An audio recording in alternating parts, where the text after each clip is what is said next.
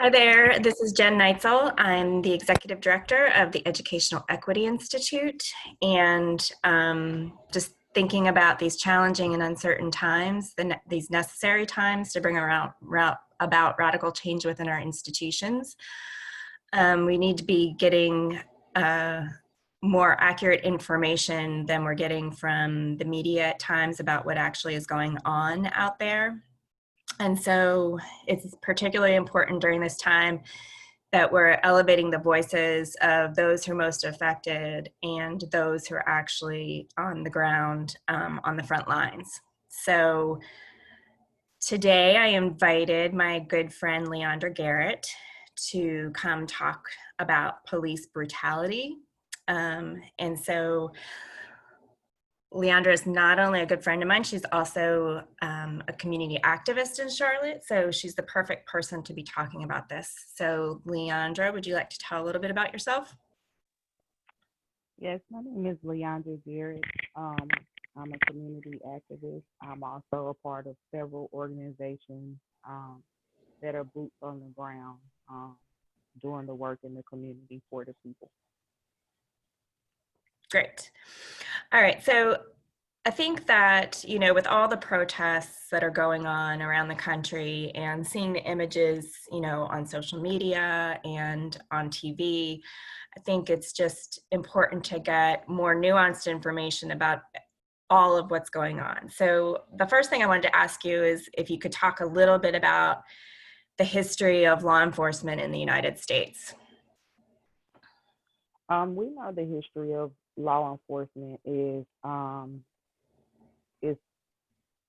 reigned with white supremacy. We know that that's where it came from. The system was put together to oppress Black and Brown people, um, and just a way of white people being able to do it in a manner um, that they could no longer do it, which was slavery. And so putting that system in place was a place that was a way for that to work for them. Right. And I think it's important for everybody to understand the very complex relationship between law enforcement and the Black community, particularly in high poverty Black communities and neighborhoods. Can you talk a little bit about that? So in Black communities, if you are Black, you are 3.5 times uh, you're 3.5 times more likely to be arrested um, and pulled over in your car.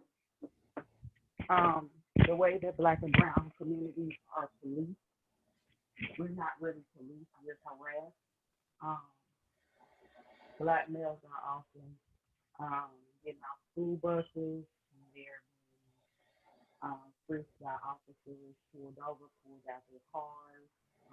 You know, um, we've seen a lot of police officers killing Black males, um, Black and Brown women too.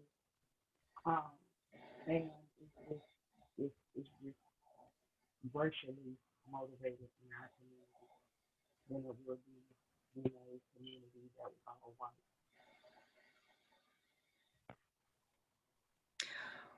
Right. So you've been up in Uptown Charlotte twice this week, right, for the protests at night?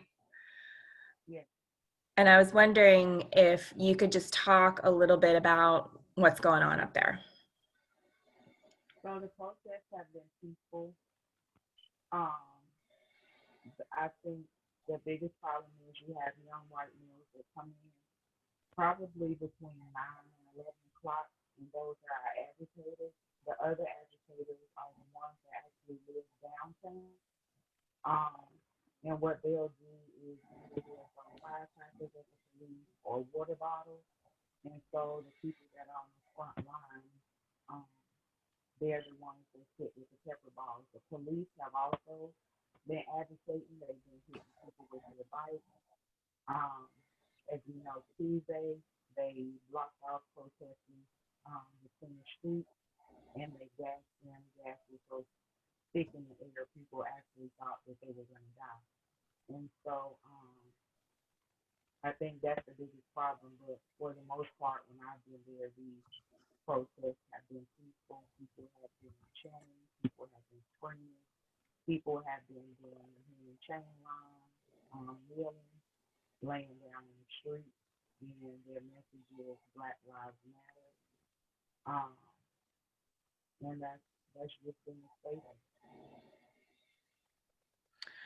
And so, because it's been largely peaceful, and before we started recording, you were talking about how the police just seem agitated right now. So right now, I think, and you can see it in their faces, they're really agitated. Most of them hate to be um, screamed at. They hate to be called out their name. Um, you can just see the agitation, you know. Um, and if you stand there and you scream long enough, they'll start taking their bike, pushing you and hitting you or moving you out the way. But I just think that now they're tired and they're ready for this to be over.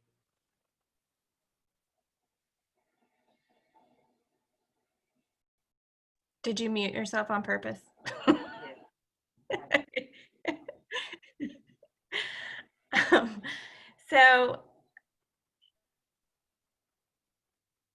what do you think are some key ways that law enforcement can begin to heal their relationship with the Black community? First of all, they have to deal with the trauma that we have endured with the hands of the police. They have to be willing to talk about that historical and racial trauma that Black and Brown people have dealt with the police.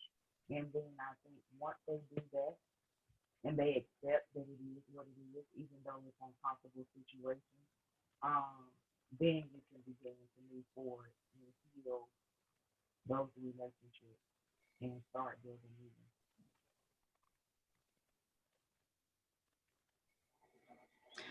Right. So, and then there is some people who are calling for an abolishment of police.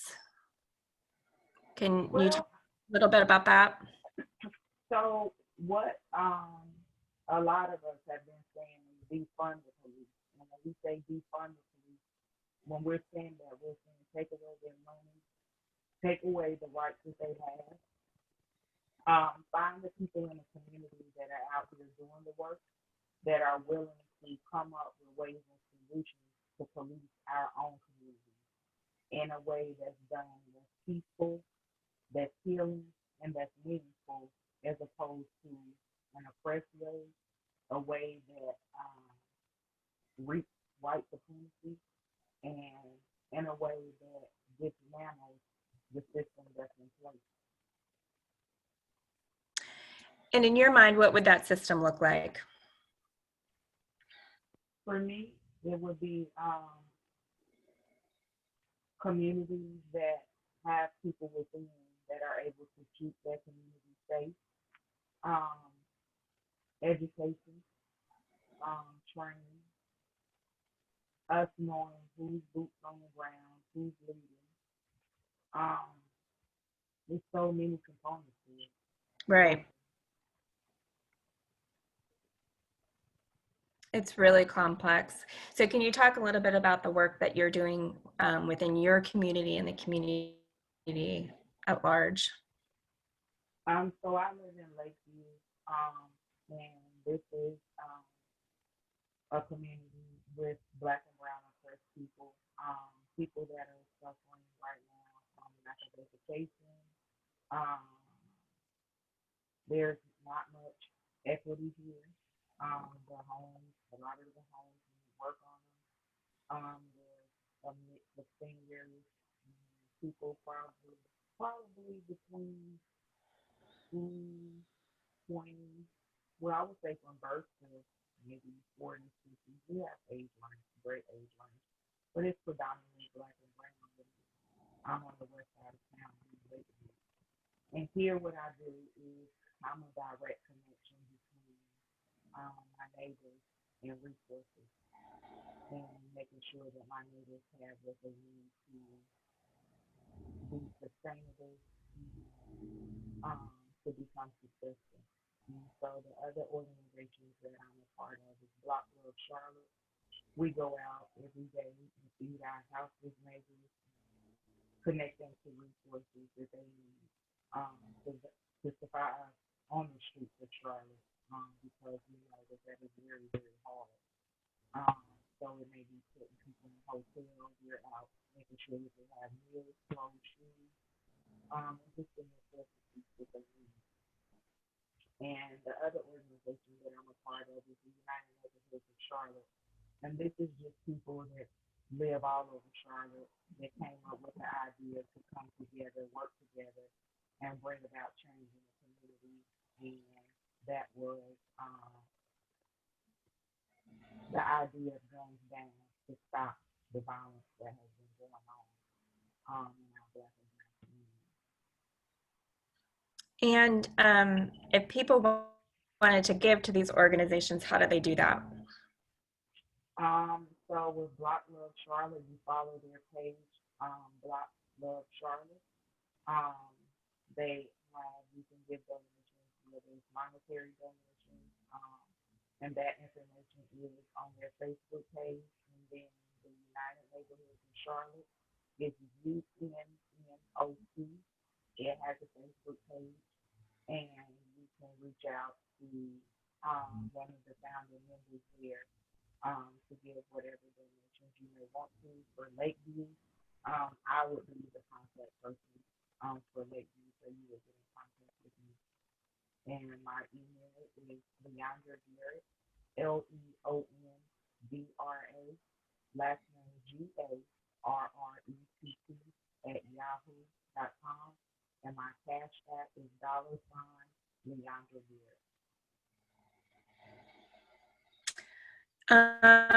Is there anything else that you think that the larger public needs to understand about what's going on right now within our society?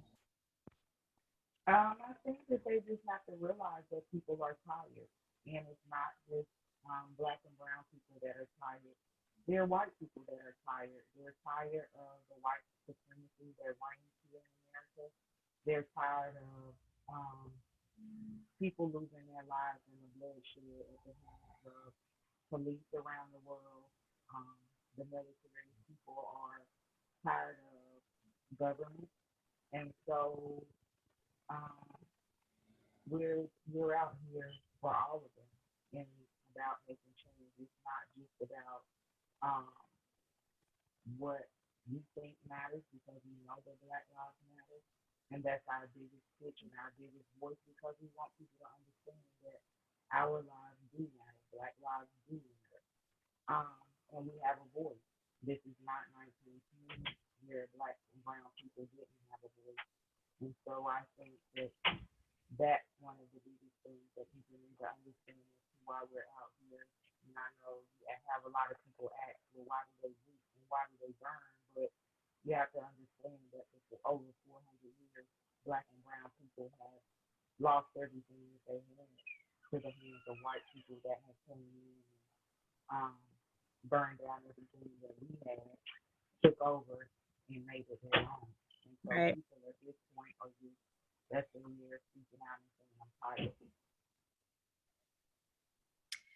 And I've been trying to do my part in communicating with white people who have been awakened because of what's happening right now, and telling them ways that what they can do right now. Do you have any suggestions or advice to white people who have just started realizing Um, that we have a problem?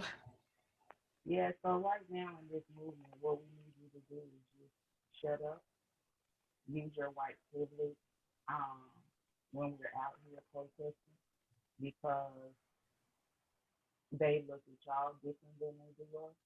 And so you can use your privilege in a way that's beneficial to the ones of us that's out boots on the ground front line. Whether it's human shield, whether it's just a human chain in front of the police and the people, or even if you do want a voice, letting the police know that you are tired too and that Black Lives Matter. right, Leondra. Thank you for talking with me today and getting the larger message out about the whole situation and giving your perspective, being somebody who's out there almost every night. So thanks. Thank you for having me. All right. Thank you. All right. Bye-bye.